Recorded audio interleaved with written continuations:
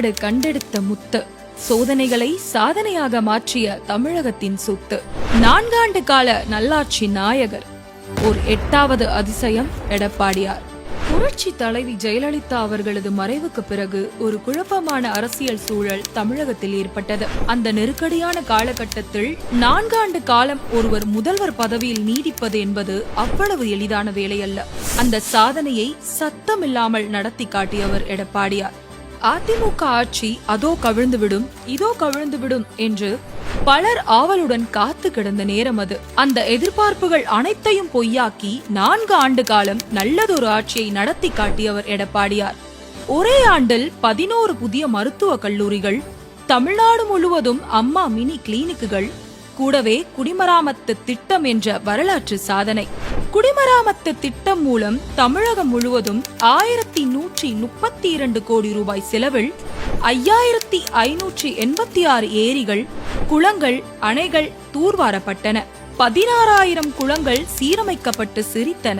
நீர் சேமிப்பு திட்டங்கள் மூலம் 4000க்கும் மேற்பட்ட ஏரிகள், 30 மாவட்டங்களில் பாசன கால்வாய்கள் புதுப்பிக்கப்பட்டன. இவையெல்லாம் எடப்பாடியார் ஆட்சியில் நிகழ்த்தப்பட்ட சரித்திர சாதனைகளில் ஒரு சில மட்டுமே. புரட்சி தலைவர் எம்ஜிஆர், சமூக நீதி காத்த வீராங்கனை ஜெயலலிதா, இந்த இருபெரும் தலைவர்களின் வழியை அடியொற்றி அரசு பள்ளி மாணவர்களுக்கு மருத்துவ படிப்பில் 7.5% உள்ளிட ஒதுக்கீடு வழங்கி சமூக நீதியை கட்டி காத்தவர் எடப்பாடியார்.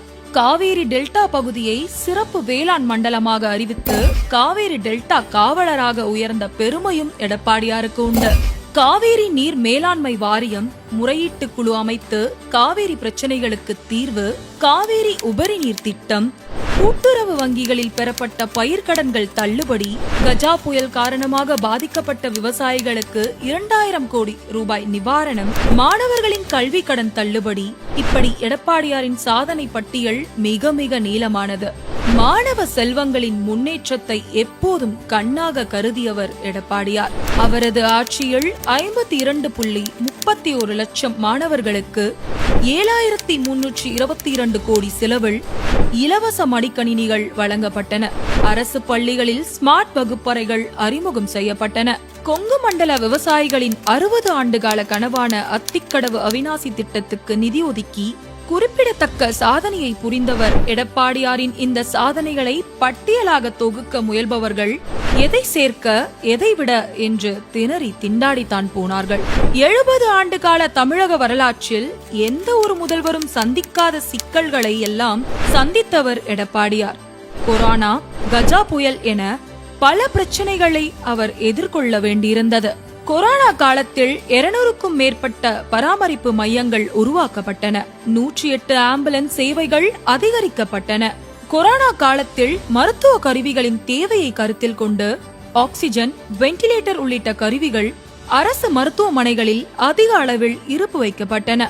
இதன் மூலம் மற்ற மாநில அரசுகளுக்கு முன்னுதாரணமாக தமிழக அரசு திகழ்ந்தது. எடப்பாடி பழனிசாமி அவர்கள் ஆட்சி காலத்தில் செய்யப்பட்ட நலத்திட்டங்கள், ஈர்க்கப்பட்ட முதலீடுகள், ஒப்பந்தங்கள், சாதனைகள் ஏராளம். நகர மேம்பாட்டு நாயகர், குடிமராமத்து நாயகர், காவேரி டெல்டா காவலர், அந்நிய முதலீட்டில் அதிசயம் நிகழ்த்தியவர். கர்ம வீரர் காமராஜருக்கு பிறகு தமிழகம் கல்வி படிக்கட்டுகளில் மேலும் மேலும் காலூன்றி மேலேற காரணமானவர். எடப்பாடியாரை பற்றி இப்படி அடுக்கிக் கொண்டே போகலாம். எளியவரும் முதல்வராக உயரலாம் என்பதற்கு ஓர் இமாலய எடுத்துக்காட்டாக திகழ்ந்தவர் எடப்பாடியார்.